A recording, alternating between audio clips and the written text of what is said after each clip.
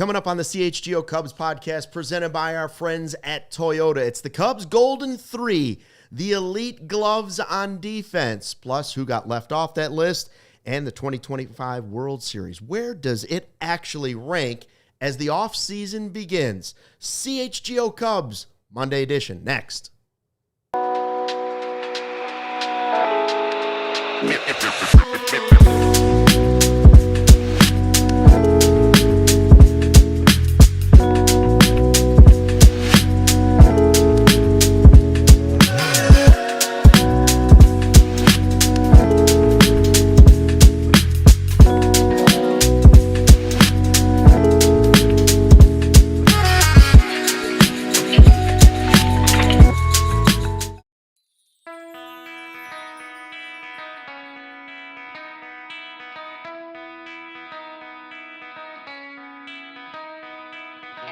Hey, Chicago, what do you say? It's the CHGO Cubs podcast, driven by Toyota. Let's go places. Luke Stuckmeyer, Joey Christopoulos back for another week, and Sean Anderson running the ones and twos for us on the board today. Baseball season's over. We've officially, for all teams, entered the offseason. What's it mean? What are some of the key dates coming up? Thursday's a big one. We'll talk about that. Plus, gold gloves handed out today. Not golden gloves. I had a producer tell me they were golden gloves once. I'm like, unless the players are punching themselves, they're just gold gloves. Gold gloves, okay? And we're going to talk about the winners for the Cubs there who didn't win. And, of course, we're handing out a report card. We are grading one of the most polarizing players, I believe, on the Chicago Cubs this season. It is report card time for Mr. Dansby Swanson of the perfect hair and solid glove. Okay, so we'll get to some of that. I got some great stats. I did a little digging today. I want to start the show with this, though, before we get into any of the important gold glove stuff. How did we get into the office today? First show since Halloween, and not any of our selfish coworkers brought in their leftover candy. Not a single soul brought in candy for everybody. Where are my Twix? Kangaroo Court. I don't have a mic. Sean doesn't have a mic, but he is fuming. If you could see him right now. I guess I have to answer to this. Does this mean that they're bad parents? They're bad people. Take away enough candy from their children? Sean, it doesn't make them bad parents. It makes them bad people. Bad coworkers, bad people. Well, bad so humans. that's the question, right? Does this go all the way up to the top, or are you just looking at the peers, or you sometimes call minions, around you here in the office? Because this is in your contract, right? This is in your rider. That after every Halloween, people are supposed to Halloween leftover candy. Supposed to fork it over. Presented at the desk, at my feet, on the first show back. You know who I'm looking at on this one? I'm looking at Braggs. Let's be honest. Big Bears Day yesterday. Big Halloween weekend. Yeah. You don't think he could have brought in a little extra? Zawoski doing his I Am Fat podcast on the side. Come on, Jay. Let's be honest. Where's here. the extra candy? We all know what's going on. Bulls are 5-0. Maybe they had a good time this weekend. Peck. Yeah. 100%. Got the bad back. He thinks like a Twix and a Reese's will help fix it. Anyways, very disappointing. Very disappointing. I mean, at least the Bulls guys don't have kids. That's true. That's true. I love how Sean's just going to scream everything from loud noises. So if you get any great Zips projections coming from a man screaming, it's not someone from across the street. It's our wonderful producer, Sean Anderson, on the ones and twos today. I'll tell you what we'll do. Anytime Sean wants to say something, I'll get up and take the mic over to him. I'll just go around the corner because we are a first-class organization. It is time for our Taking the Temp segment. Your trusted local experts, Four Seasons Heating, Air Conditioning, Plumbing, and Electric. Visit fourseasonsheatingcooling.com for all their special offers and money-saving coupons. That's fourseasonsheatingcooling.com. The Cubs had more Gold Glove finalists than any team, I believe, correct? Correct. Maybe the Blue Jays had as many in the American League. In the National League, I know the Cubs had the most. Not as many winners, though. They had 6 nominees. The Cubs ended up with 3 Gold Glove winners this year. Where do you want to start? Nico Hoerner, Pete Crow-Armstrong, or Ian Happ? I say Happ. Yeah, let's start with Happ because he's the returning champion, right? Yeah. I think that's the easiest one there. And, I mean, it's one of those situations where I understand that we want to criticize Ian Happ for sometimes the offensive ceiling that he fails to reach on a consistent basis because he's always consistently putting up the numbers that he does on a year in and year out basis. But it's also a great time to reflect and appreciate what Ian Happ has brought to the Chicago Cubs over the last handful of years, and that is mostly Gold Gloves. And the grass isn't always greener. This is 4 in a row? Yeah, and I understand. And he's got a dynasty of Golden Gloves going on right now, if you want to call him like golden. Like Thanos, he's just one away to complete the set. But when it comes to Ian Happ, the grass isn't always greener. I understand that left field may be, of all the positions in baseball, maybe the one that is the easiest, the most accessible, I guess, for those that maybe are defensively challenged to go out there and play on a daily basis. But he still remains one of the best at that position at his sport.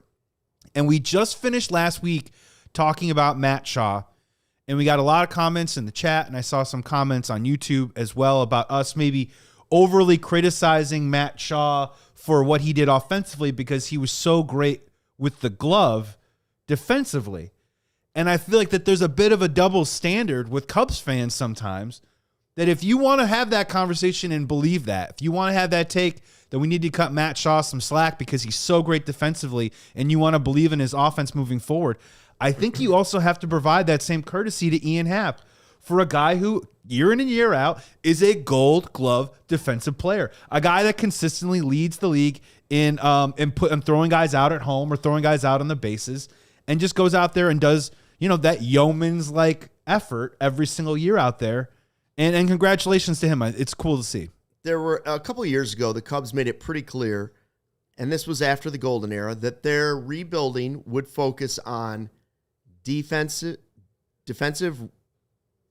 not just defense, pitching and defense, both, right? Like I shouldn't separate the two of them. They're together, pitching and defense. Pitch it and catch it, yeah. And also for catchers, that means calling a good game, pitch framing, all of those things. So more important than you know what, they've done it. They have a great defensive team. That part of it they have done correctly. When you have 6 guys up for a Gold Glove, and while, yes, sometimes, as Brendan will say, some of it's BS because a guy doesn't use the Rawlings Gold Glove, that maybe he doesn't get as many votes. And yes, Ian Happ is not like the best defensive player in baseball, but he's one of the best in left field, which is where teams put guys who aren't necessarily great outfielders defensively.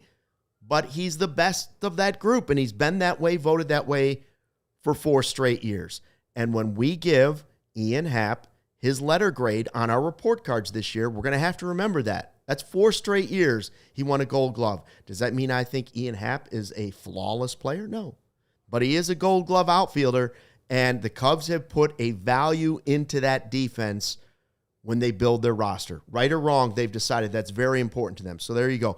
Ian Happ, congratulations, 4 Gold Gloves. Who knows? This might be his final year in a Cubs uniform coming up. So he could get that 5th infinity stone. One for the thumb, huh? One for the thumb on his. Yeah, and this is his final season coming up. He could get one for the thumb. Yeah, and I don't want to. We're not going to step on the Ian Happ report card right now. No, but again, there is something so ho-hum about Ian Happ that I do feel like it's fair to say that Cubs fans maybe take him a little for granted sometimes. And the fact that he comes in and year out, has won 4 straight Gold Gloves with those 20-plus home runs, I think it's something to applaud. The only question is, and I think Cubs fans want to feel this too, is there ever that one year where Ian Happ, when we talk about exceeding projections, is there ever that one year where Ian Happ just doesn't do the Ian Happ thing of hitting 240-ish with 22, 23, 24 home runs? Does he ever have the 260, 30 home run season in him? I don't know. Maybe it'll happen. He's been around a long time. But if you want to talk about constructing a lineup, stuff that you can bank on, what do you think is dependable? I'm not saying that this is an elite level of production, but the dependability factor, it should help maybe the Cubs sleep a little bit better at night, knowing that you can always plug Ian Happ into left field, give you that Gold Glove defense, and provide a little bit with that bat. Pete Crow-Armstrong in center field winning the Gold Glove is a no-brainer. Absolutely. You know, a lot of people would argue he's the best defensive player in all of baseball. He gets the Gold Glove that he deserves, and this will be one of just many in his career. Don't you believe that? I mean, I don't know what he'll end up with, but it'll be a lot. Is it fair, when I saw that he won this, is it fair to say that it is now his to lose for at least the next 3 or 4 years? Yes. Right? Absolutely. A player's going to have to go out there and take it away from Pete Crow-Armstrong because there was on multiple hands, right? You'd have to find maybe an octopus, right, to find how many amazing plays he had this year. But, Luke, there were a couple plays, too, that I felt like his youth showed up a little bit. There were some drop fly balls. Of course it does. There were some misreads. Yes. Like, there's more, and it's crazy to say this, but there is more potential to be extracted from Pete Crow-Armstrong defensively than what we saw this year. And that's an exciting, incredible thing to be if you're a Chicago Cubs fan. And I'm just saying, I think one of many coming. I think one of many. I think when we talk about the 4 in a row for Ian Happ, Pete Crow-Armstrong might be building a streak for himself. All the Brewers fans are laughing because he jumped at the wall for a home run that was long gone. Well, I'm just telling you, he's going to be there for a long time. Belief. Pulling more back than he will be watching them go over his head. My old buddy, former teammate, the cruncher, as I like to call him, the stats cruncher, Chris Kampka said 30 home runs, 30 stolen bases, and a gold glove.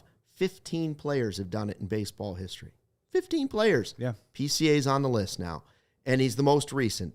The next most recent was Bobby Witt the year before in 2024. Mookie Betts, then you have to go back to 2018. But the other names in this list, so you're taking out, like, you got players that did the 30-30, but 30-30 and a gold glove, Barry Bonds did it 4 times. Okay? That's not all steroids. I'm telling you, that's not all steroids. He did that in the 90s. That was early 90s. That was pre-97. 4 times Barry Bonds. I'm trying to find it. I did this exercise too, yeah. These are just other names in there, okay? Willie Mays was the first to do it in 57. Dale Murphy was a great center fielder and catcher. Larry Walker, Eric Davis, J-Rawl. Like, it's pretty good company. Just put him with Mookie Betts and put him with Bobby Witt, it's pretty good company. But when you go to somebody like Barry Bonds and you say, Bonds did it 4 times, now the question will become, is this the only time that PCA does that, 2025, or are there multiple? Is he going to be a multiple-year guy like Barry Bonds that will give you 30-30 and a gold glove? Will he ever reach 30-30 again? I don't know, but the gold glove thing is a lock. The gold glove thing is a lock. I think the 30 bases is definitely a lock. Whether he gets those 30 home runs again, that's the question, right, moving forward. It's not that unrealistic, and then he'll become the only other player in baseball history. And look, I throw a couple more names out there because that Chris Kampka thing, we were doing that in the middle of the season. My stat was a guy that would have 30 home runs, 30 stolen bases, a gold glove, and have a WAR over 8. Pete Crow-Armstrong fell just short of that, but he was on pace for that at one point this season. Guys like Jacoby Ellsbury in 2011, he definitely did it. Mookie Betts, as you said, Bonds did it. But you know who never did it? Ken Griffey Jr. never got to the stolen bases. Andrew Jones never got to the stolen bases. Stopped valuing stolen bases for a while. Carlos Beltran, even in that incredible season, didn't quite have the stolen bases. So it's an incredible thing to do it on the bases, do it with the bat, and then also do it with the glove too as well. And look, I know it's the offseason, and we're going to work our way into this, especially on these cold shows that we're doing when it's freezing outside, keeping ourselves warm, thinking about what Pete Crow-Armstrong's going to do. I can't wait to watch the player, not just next year, but over the next couple of years, and see what the maturation, what the evolution is going to look like for Pete Crow-Armstrong. Because the bat, and we've talked about this, where the power, I don't need the guy to hit 40 home runs, but I think he does have that 30 home run potential. But if he just keeps getting better and better and puts together a full season, what if he puts together a full season, Luke? Like, what does that look like? Because he didn't this year. Well, he got pretty darn close, right? But he didn't. Look what Craig Brindle says. Luke says PCA is the next Barry Bonds. You heard it here first. I did not say that, Craig, in the live YouTube chat. I did, however. Barry played left field too, by the way. So I did mention his name in the same sentence. That doesn't mean I'm necessarily comparing him. Although I did, however, start to say during the season, man, sometimes the home run swing for PCA does remind me of Griffey. The way it looks. Not the results, the player, any of that stuff. And now you just mentioned. No, yeah. He never did the 30-30 and the gold glove. Yeah, pitch location gets underneath the knees a little bit. Yeah. Like that swing definitely gets a little Griffey-like. Especially on an inside pitch. No, and to be very fair, like, look, we'll do the stats really quick just to do it between PCA and Barry Bonds. Barry Bonds in 1990, 33 home runs, 52 stolen bases, Gold Glove. 92, 34 home runs, 39 stolen bases, 42 home runs, 40 stolen bases. I mean, he did it. He was on a different plane. That's not to say Pete Crow-Armstrong can't get to it at one point, but at some point, like, I just want to see what it looks like moving forward. Sean, come on in. I just want to say that I think the biggest issue is, like, Barry Bonds' neck was probably the size of maybe Pete's forearm, or in 1992, though? Yeah. A pretty big guy. I mean, that's the thing is... bigger than his forearm. Oh, wait, no one can hear you. Yeah, I don't know. Pete has a lot of swing and miss. Let me pass this one over to you. Wait, hold on. Now you have. They've been trying to silence me on this podcast for 4 years. Sean finally took the mic away. Yeah, I mean, he was just a great season defensively. Do I think it should be his best? No, I don't. I agree there's room to actually grow defensively, even though I believe he's the best defensive player in baseball, most likely. That doesn't mean I don't think he's going to get better. I think he's going to get a lot better. I think he's going to start to realize that sometimes you can let your teammate catch the easy one instead of diving in front of him. Sometimes you got to go get him. So we'll see. We're still going to talk about Nico Hoerner. We're still going to talk about the guys that didn't win the Gold Glove, including Dansby Swanson's report card. But first, a word from our sponsors on the CHGO Cubs podcast, presented by Toyota. Hey, Cubs fans, whatever the moment, it's never ordinary at Bet365. Right now, new customers get $200 in bonus bets when you bet $5, win or lose. Hey, Chicago Bears, they're 5-3, and whether it's the Bears or any other NFL team, it's got the football early payout offer. So you're a winner. If one of those teams that you select goes up by 17 points with an instant payout on straight bets and parlay selections marked as winners at any point in the game, so make sure you download the app and use code CHGO365 when you sign up. They also have the 100% parlay boost, so double your winnings on parlays with Bet365's 100% parlay boost. And remember, if you head on over there right now, new customers get $200 in bonus bets. All you have to do is set up an account, use code CHGO365, deposit $10, place a bet for $5, and you get up to $200 in bonus bets. So head on over there right now to Bet365 and use the code CHGO365. You must be 21 plus or older, and if you or someone you know has a gambling problem, crisis and referral services can be accessed by calling 1-800-GAMBLER in-app only. All right, athletes, here's a question. Are you ready to level up? Are you serious about taking your game from here to up here? You ever heard Ben Johnson screaming, good, better, best, never let it rest till your good is better and your better is best? Well, you aren't getting there alone, okay? The right coach can change everything, and now finding one is easy with Eye on the Ball. Doesn't matter if you're a kid just starting out or competing at the top level, you can sign up totally free at eyeontheball.net. Now create your profile, search through the coaches in your sport, and connect directly with the one that is right for you. From soccer to swimming, baseball to basketball, you name it, the coaches are there. So what are you waiting for?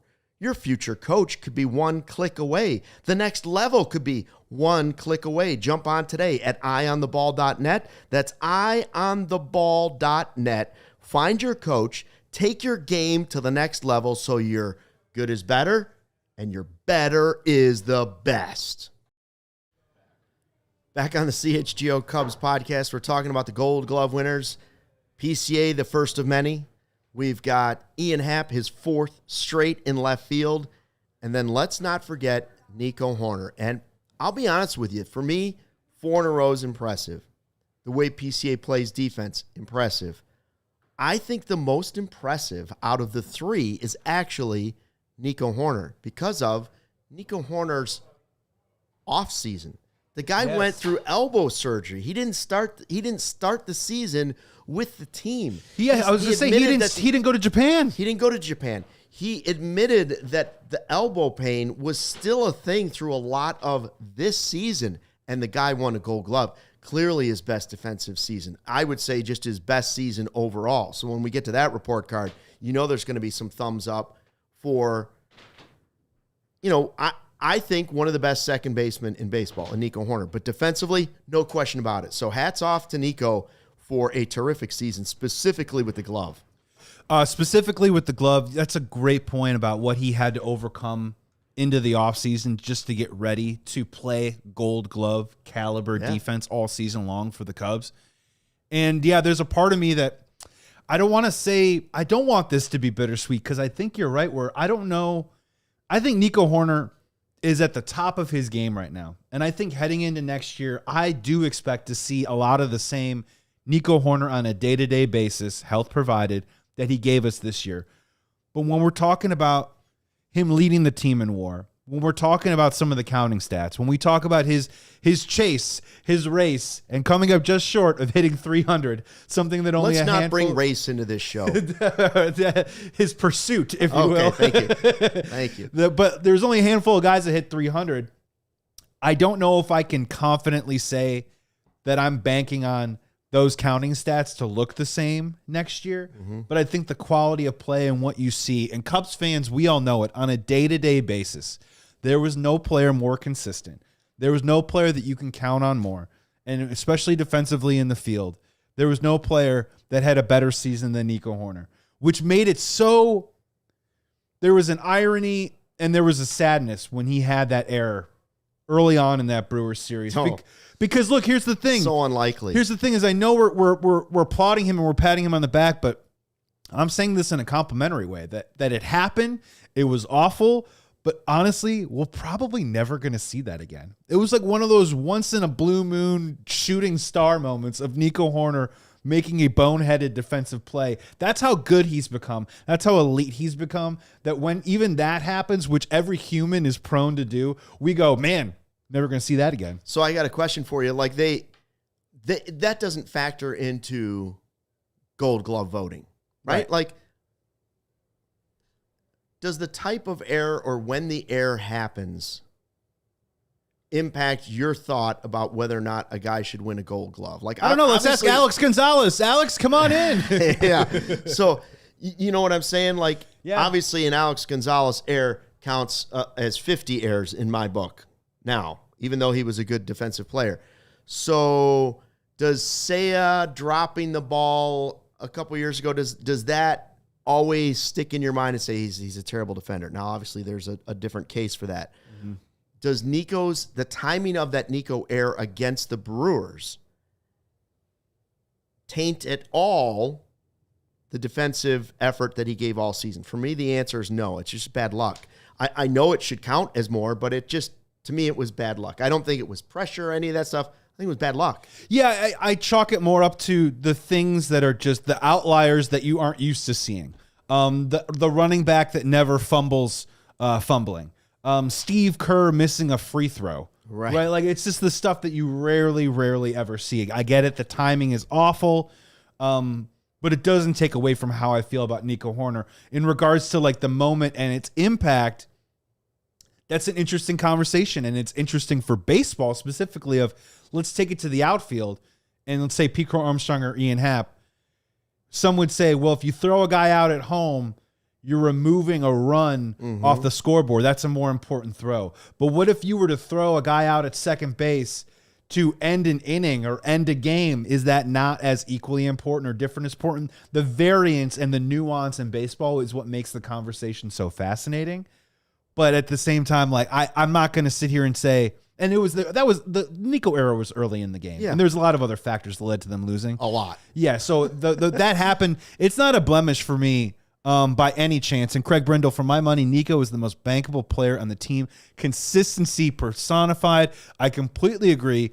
And then Joseph Croasdale, interesting. I love Nico, but if someone would trade a high-end young pitcher with a lot of team control, I would go for it. You ready to do that dance again, Luke, this winter?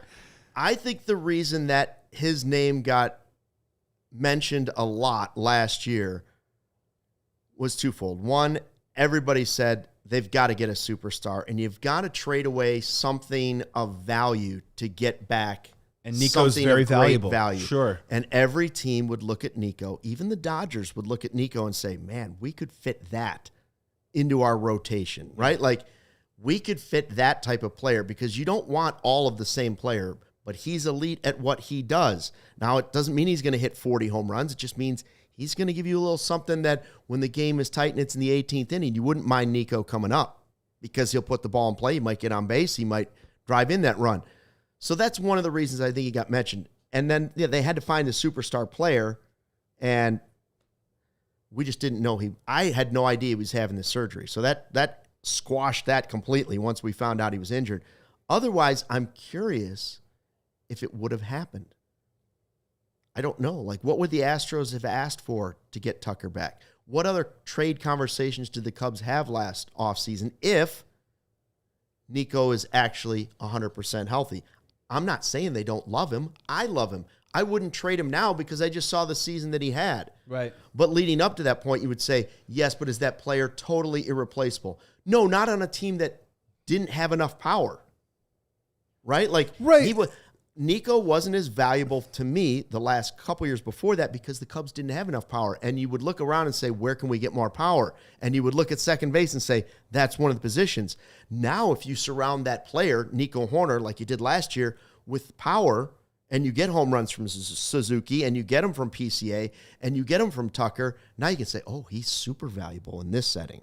Right, and that's a misnomer that I think fans get confused all the time, is sometimes when people throw names out into like trade rumors, it isn't so much about wanting to get someone off of your team. No. It's the fact that you have to take something that has value to bring in a different version of that value. You can't just trade garbage to another team you can't give scrap metal and be like, give me a Mercedes. and give me a filet mignon, 100%. So that's a part of it. And I see, Very True just posing the questions. I feel his stock is very high. Joseph, it's a great question because when you talk about this Cubs team heading into this offseason, I know that we're going to focus a lot on free agency. We're going to focus a lot on guys that we're going to go sign with money.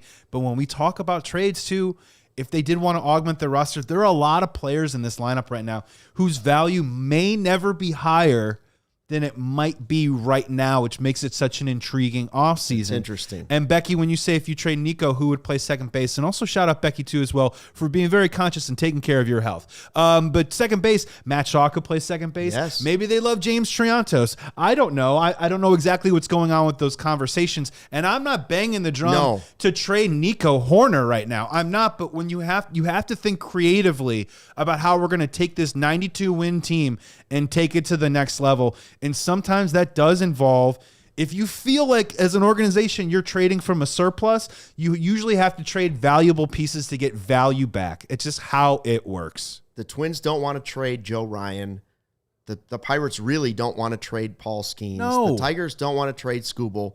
And I have no desire to trade Nico Hoerner. But if you told me there was some crazy scenario where Bregman was signed to play third base and Shaw moved over to second base and you put Schwarber as the DH and you added Cease, would it be a better team than what they had this year? Yes, and it still might include moving Nico Hoerner. Like, I don't want him to move. I don't think they're even considering moving him.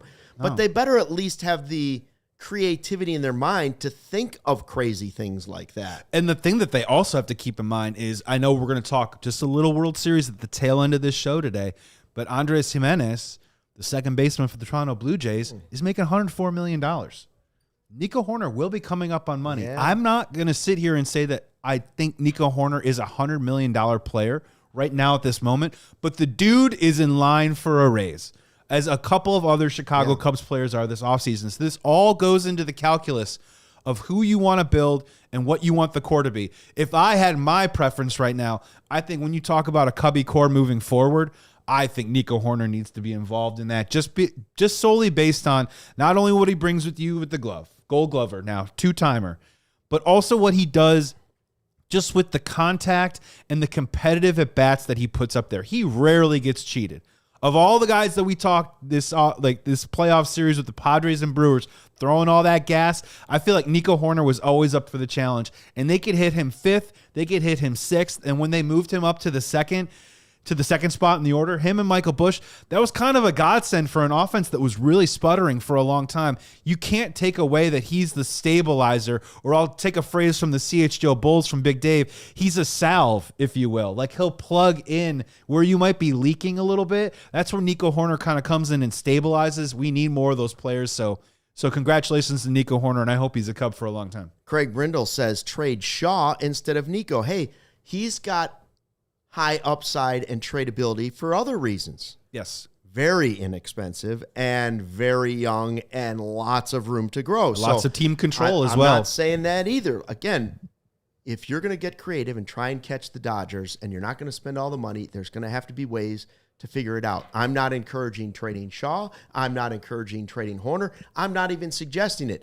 I just don't want the Cubs to rule things out. Will we encourage someone to be traded on the other side of this break, though? We'll see. Are you back? I Are you found in? a mic. Isn't that crazy? Yeah, the only Sean thing finally has a voice. The only thing that I would say is the Cubs have shown a propensity to want to save that buck, and they just traded Cam Smith. They don't have a cheap third baseman. Shaw is their cheap third baseman, and if he's not the third baseman, he's their cheap second baseman, right? So you have 5 more years of control of Shaw where Nico's done after this year. It doesn't make any sense, like, to trade Shaw at the end of the year. Like, I understand, like, maybe he has more value, but, like, long-term, Shaw will have more value than whatever you're bringing in with Nico. I wouldn't trade either of them. That's the truth. It doesn't mean they're untradeable. I just personally, at this moment, unless you tell me some wild deal, I'm not trading either of them. All right. Still ahead on the CHGO Cubs podcast presented by Toyota, we're going to talk about grading Dansby Swanson. We're also going to talk about the 3 guys that were finalists that didn't win Gold Gloves. Which of them is the most likely to go ahead and win one maybe next year? Let us know what you think in the live YouTube chat here at the all-new CHGO Cubs YouTube channel, and we'll be right back after a quick word from our sponsors.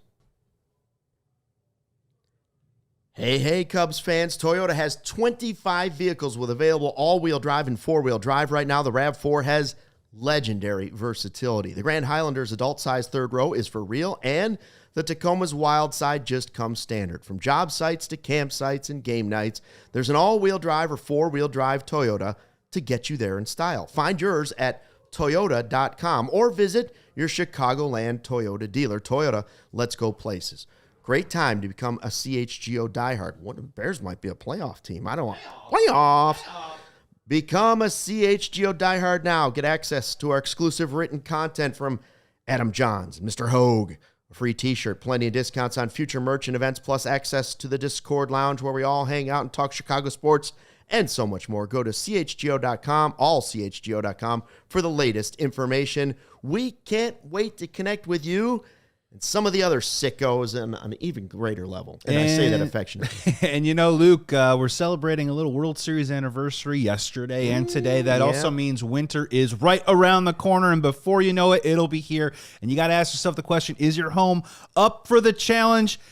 Got a plumbing emergency? You got to call Four Seasons. An electrical emergency? Call Four Seasons. Need a new hot water tank installed today? Call Four Seasons, because now is the time to schedule your Four Seasons furnace tune up at Four Seasons. We guarantee same-day installation for all your heating, cooling, plumbing, electrical, and generator needs with no extra charges for nights, weekends, or holidays. You can save up to $4,000 right now on furnaces and comfort systems with Four Seasons heating, air conditioning, plumbing, and electric, and furnaces that start at $39 a month, or AC combos at $57 a month. So head on over right now. Your trusted your local experts are Four Seasons Heating, Air Conditioning, Plumbing, and Electric. Visit FourSeasonsHeatingCooling.com for all their special offers and money-saving coupons. That's FourSeasonsHeatingCooling.com.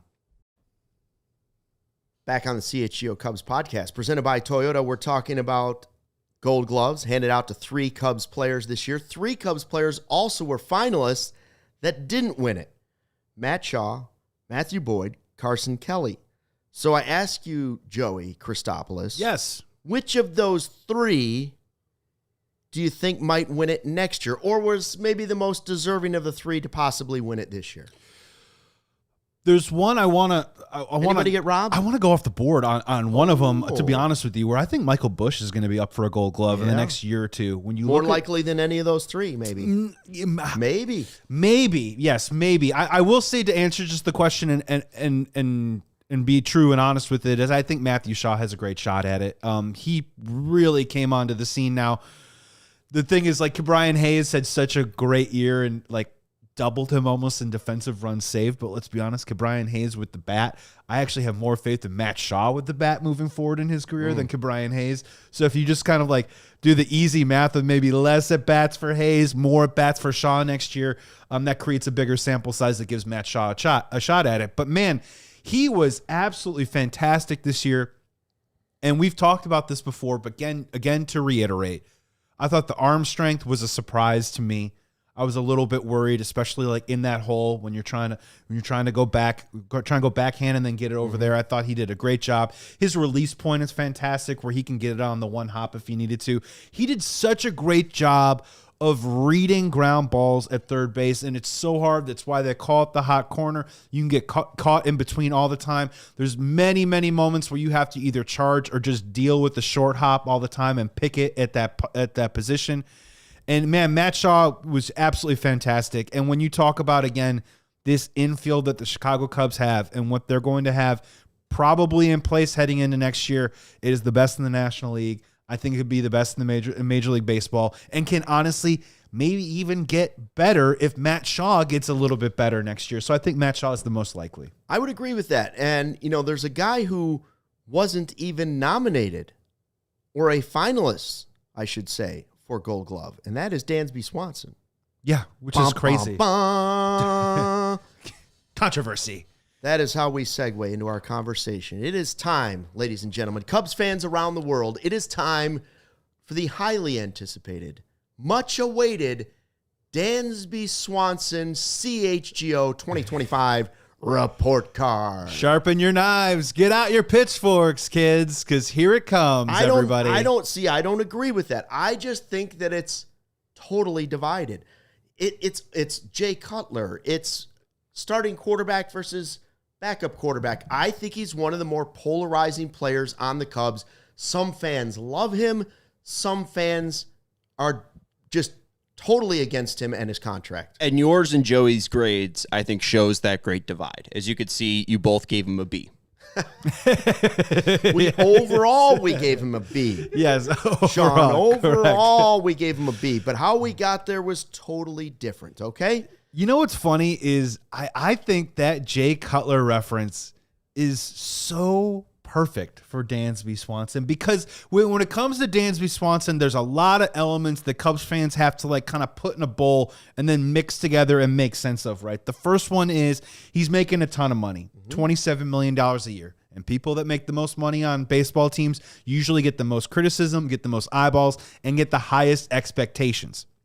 When you also, just the concept of Jay Cutler, like big, tall, strong, great arm, right? Prototypical. What you would see from 100 feet away, you're like, that's a quarterback right there. Dansby Swanson, same thing. Both have great hair. Great hair. Fantastic hair, and sometimes grow great beards too as well. I'm jealous.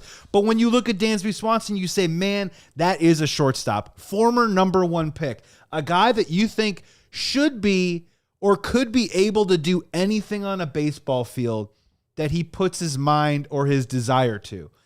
But then there are the flaws in his game that are inescapable. And a lot of those are on the offensive side of the ball and with the bat. And for a guy that has such a high intelligence defensively, I get frustrated as a Cubs fan, and I like Dansby.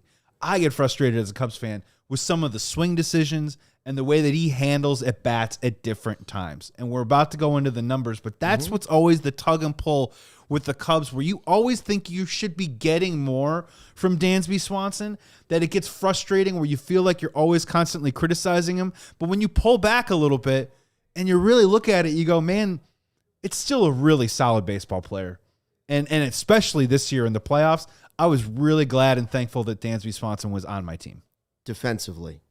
Right. So our grade, we have to divide it a couple of ways. Offense, defense, how he compares to other shortstops in baseball. What was he projected to do this season?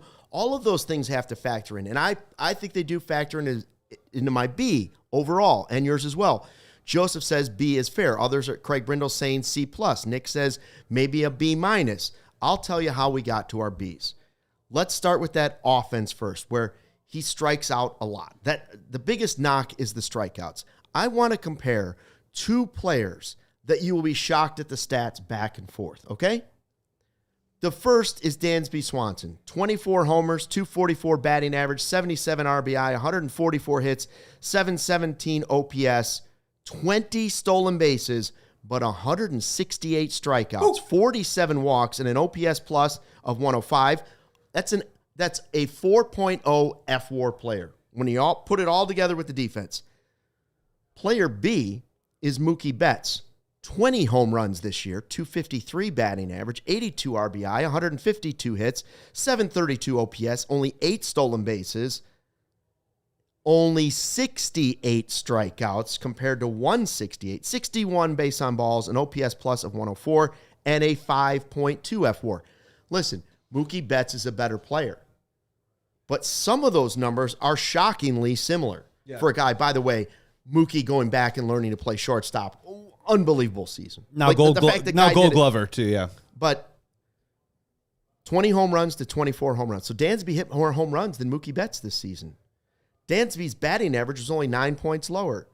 Dansby had 5 less RBI than Mookie Betts did in that lineup, right? So the OPS is similar. He had 12 more stolen bases, Dansby did. The strikeout difference is shocking. That's the place where Dansby has to make the biggest improvement. 100%. And so that's why I went and said, okay, C+ offensively for Dansby Swanson. Why? Because his WRC+ was just a little bit better than average, hitting-wise, right? He was better than average there. And 17th among shortstops, yeah. He was 3rd in the National League for shortstops in home runs. Lindor hit 31, so he hit Lindor, the leader in the National League, had 8 more home runs than Dansby Swanson. Willie Adames had 7 more. Then comes Dansby with his 24 homers. Dansby hit more home runs this year at shortstop. Listen to these names: Bobby Witt Jr., Ellie De La Cruz, Corey Seager, Mookie Betts, Gunnar Henderson. The list goes on and on. He provides you the power you're looking for at shortstop. The question is it worth the strikeouts that come with that power in streaks, right? I can't go higher than a C+, but he is giving me the power. I wanted somebody to give me more power. He gave me the power. He almost hit 25 again. And look, I'm going B- for offense, and we're getting some great comments here in the chat that I want to respond to in a second. But yeah, like, how do you make sense of this, right? I wrote down the same notes that you did, and we weren't talking about this before. The Ks, the strikeouts, 168, second most in his career. He had a career worst on-base percentage, under 300. He had the second fewest walks of his career when he's played over 100 games this season. And yet, most home runs ever in a Cubs uniform. Most runs scored in a Cubs uniform. Highest slugging percentage since 2022. Highest hard hit rate of his career at 47.8%. Had a BABIP of 298, which some would say is it's relatively below average. So did he get a little unlucky? But again, some of these flaws continue to pop up. And I think it was Nick Weiler right there. Look, just stop putting him in the 4-5 hole, and I'm good. Shouldn't be hitting above 6-7, and defense definitely shouldn't be hitting ahead of Nico. I completely agree with you. None of them his fault. No, none of him his fault. That is the manager's decision. And if you look at it, the numbers back it up. First of all, hitting into the opposite field, only 12.9%, the lowest of his career by far, by 3.5%. So he's definitely becoming more of a pull hitter as things have gone along. And if you look at 224 at-bats, hitting 5th in the lineup this year, 687 OPS. 214 at-bats, hitting either in the 7th or 8th spot combined, 927 OPS. Don't make sense, but that's just the way it is, right? When he's lower in the lineup and he can just hunt fastball a little bit more, maybe that's the player that he's becoming, and maybe not the run-producing, I'm going to put up a good at-bat kind of guy anymore. Maybe he's just out there to kind of grip it and rip it and just try and either do the one of the 3 outcomes. The third outcome of the walks, though, I think needs to improve, right? And for a veteran player who's so intelligent and smart, you tell me he can't work a couple more walks here from time to time. And it's curious, like, we're going to pull up the Zips projections on what he was forecasting heading into the year and what he did. But there's a lot of hit and miss with Dansby, and that's what makes him so hard to grade sometimes. But the home runs are just an interesting thing. Now, I want to go back to the Mookie-Dansby comparison. You saw that some of the numbers were really close. Now, Mookie Betts, I don't think anybody with a brain would say Dansby is a better baseball player than Mookie Betts. But they both are around. Mookie's slightly older. They both make almost exactly the same AAV right now, okay? And Mookie's definitely better. But okay, you're talking about one of the elite players. You're not paying Dansby necessarily to be elite. They have a great deal in what they get in Mookie Betts. It's why the Dodgers are so great and why they won the World Series. But look at the postseason. So I say, what about value, right?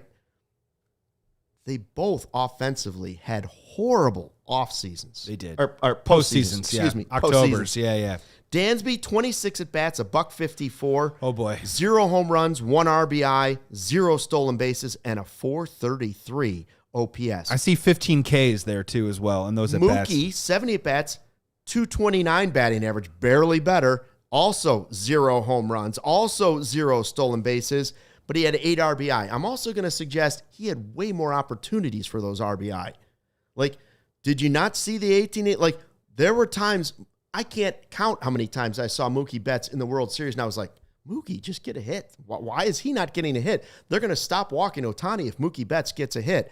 It's a small sample size, but it just goes to show you that no matter how great you have a player, one series, they can, or one postseason, they don't necessarily all have translation, good season, great postseason. They're very similar players this year. Now, where I can say this about Dansby Swanson, when I grade him defensively and I give him an A-, the guy single-handedly basically won them a playoff series. The other manager said, well, we just couldn't get the ball past Dansby Swanson, and we lost. In a short series, his defense, you can tell me he's not elite. In that series, his defense was beyond elite. And that's what's so weird is like, the other similarity that I will say, and I think maybe this is where it ends between Mookie Betts and Dansby Swanson, is that the Dodgers, out of respect to Mookie Betts, wouldn't move him further down the lineup past cleanup.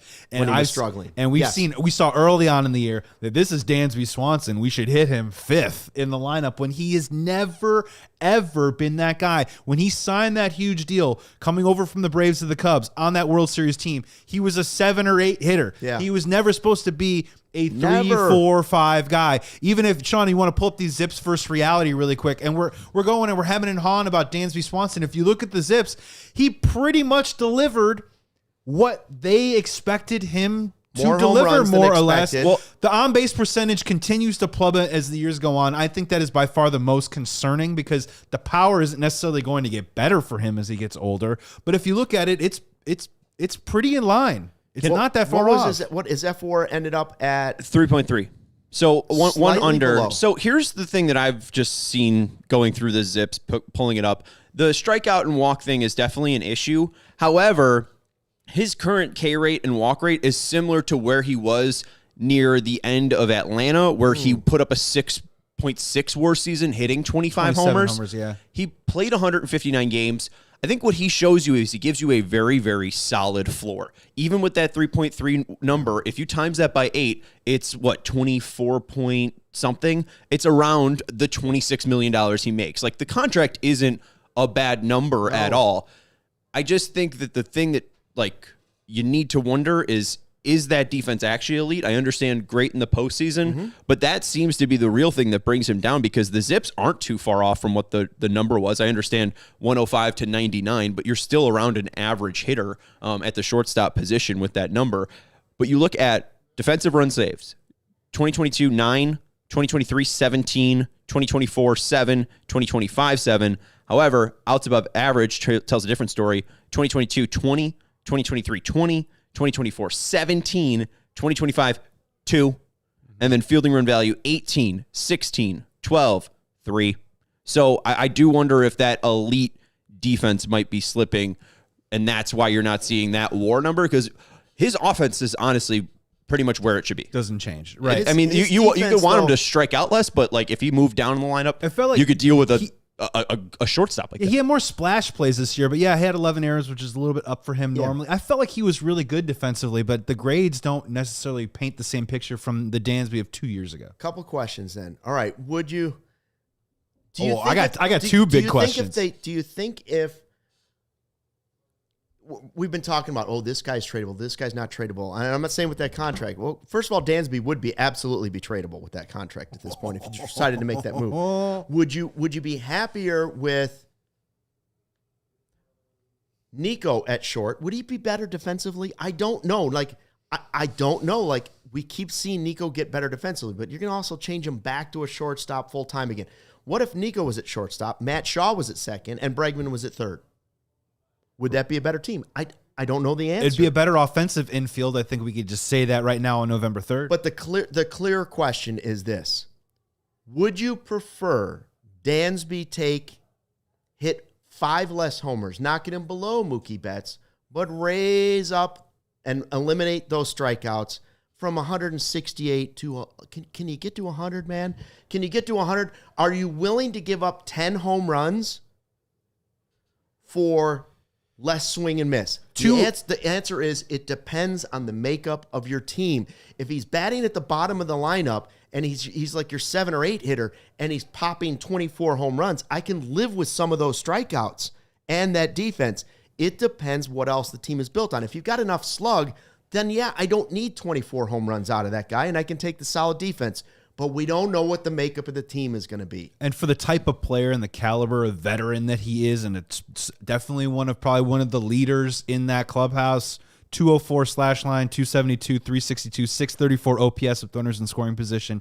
I'm sorry, it just has to be better. But there's a way to put together a better at bat when you need to execute or drive in runs, or at least start a rally and get on base. Like it can't be like all or nothing with him. He's not like Matt Stairs. I want him to adjust his approach when it's appropriate. Yes. Well, that's it. I hear you guys, and Joe is saying something similar in the chat. A solidly inconsistent floor, just like Happ. I'll get to the Happ comment in a second. But also he's saying, yes, trade 4 to 6 home runs for more contact. But we saw throughout that Dodgers-Blue Jays series that the reason the Dodgers won was because they hit more home runs than the Blue Jays. Yes. Simple than that. Baseball now. Do you know it's really tough to string hit after hit after hit together?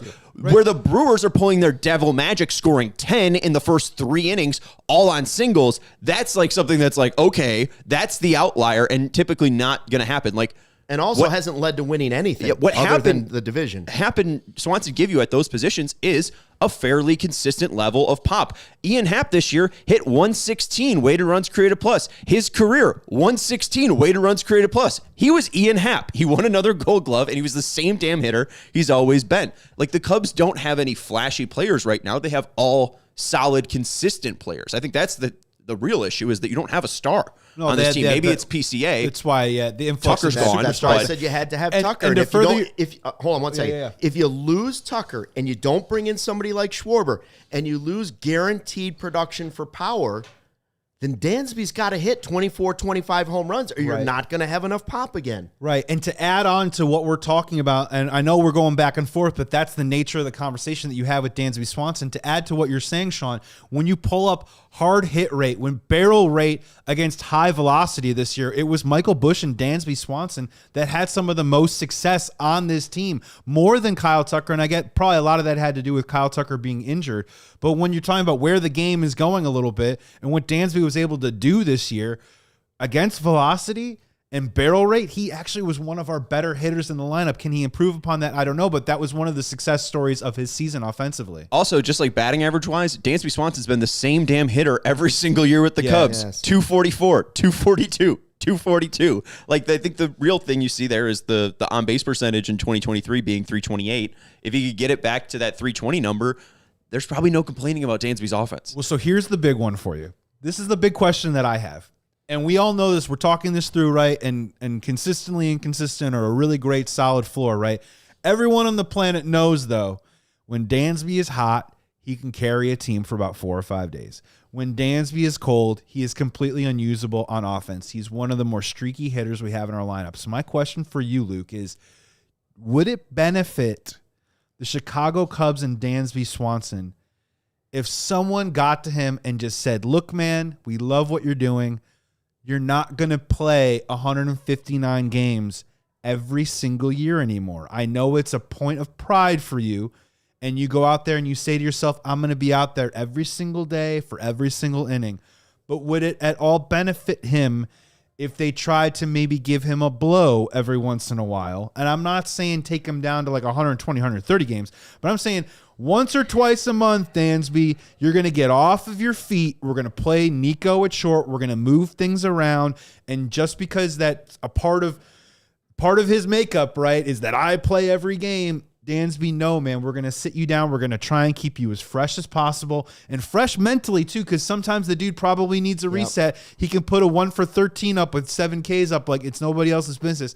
Do they have the guts to tell their highest paid player, dude, we're going to try and get you off your feet and keep you a little bit more fresh throughout the season? That's my big question. Okay, and how do you go about doing it? Because just letting Nico play short just increases how many days you're putting on Nico's body at shortstop, too. So what they really need is a great utility player. Now, whether you believe that player is going out and re-signing Willie Castro, or if the Dodgers want to get greedy and add Pete Alonso as their backup something, or put him into the mix for, things.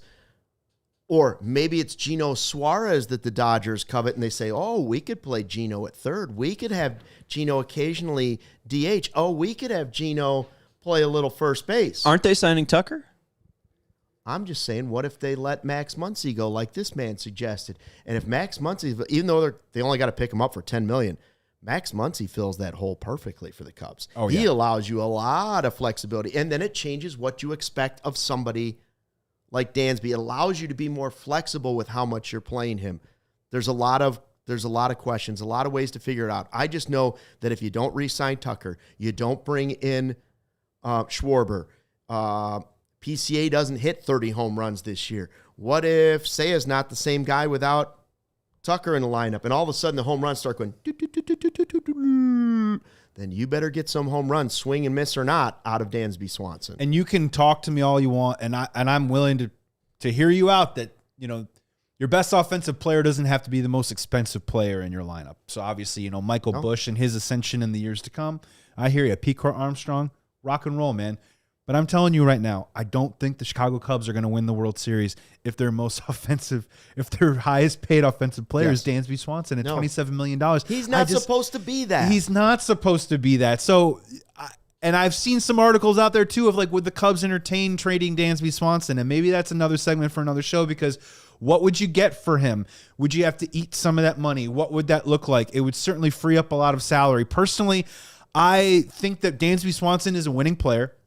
I think that you can win in October with a Dansby Swanson on your team, but you have a decision to make if you're the Chicago Cubs of whether you're going to add on and create more offense by maybe signing some more guys and not making Dansby Swanson your most expensive player, or would you push that button and try and move off of Dansby now and move some guys around and then spend that money somewhere else?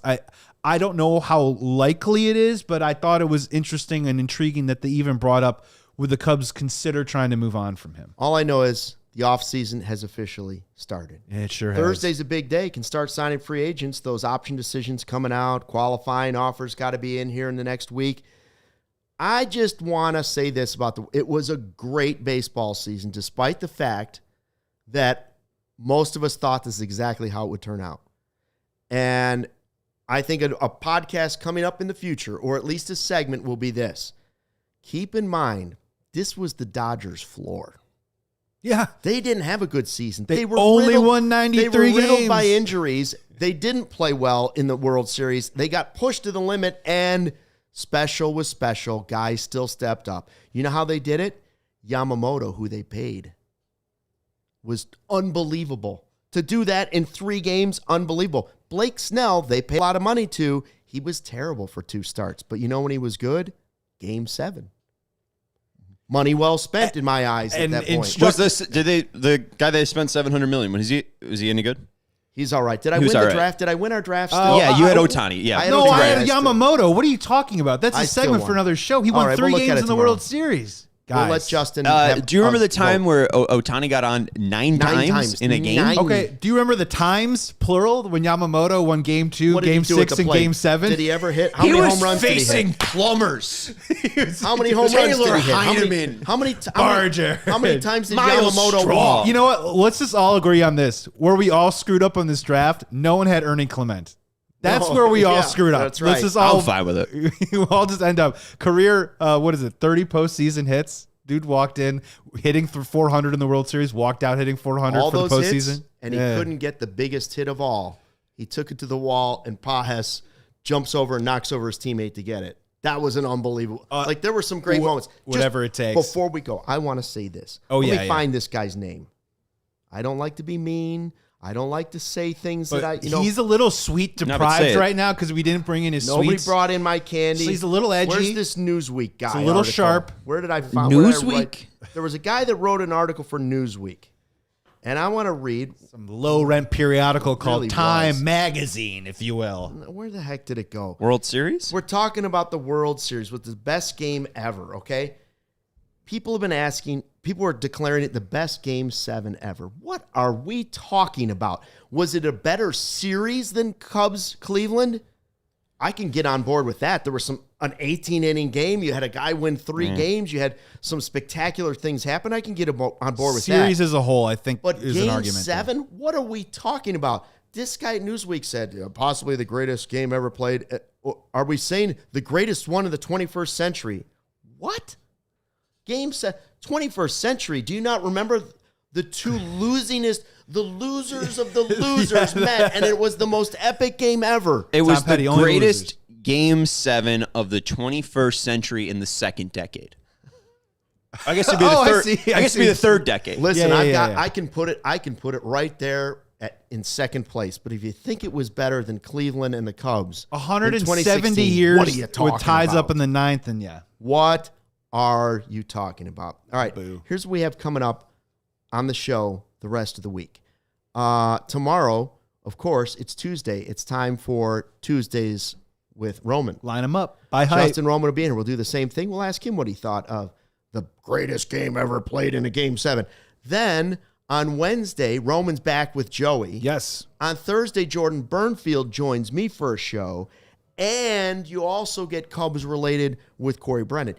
Yeah, the offseason has officially started for everybody. Cubs, we're going to have to pony up. We're going to talk about all that and more. And the report cards continue here on the CHGO Cubs YouTube channel. What did you want to trying to say something, Sean? Or are you trying to get me to wrap it up?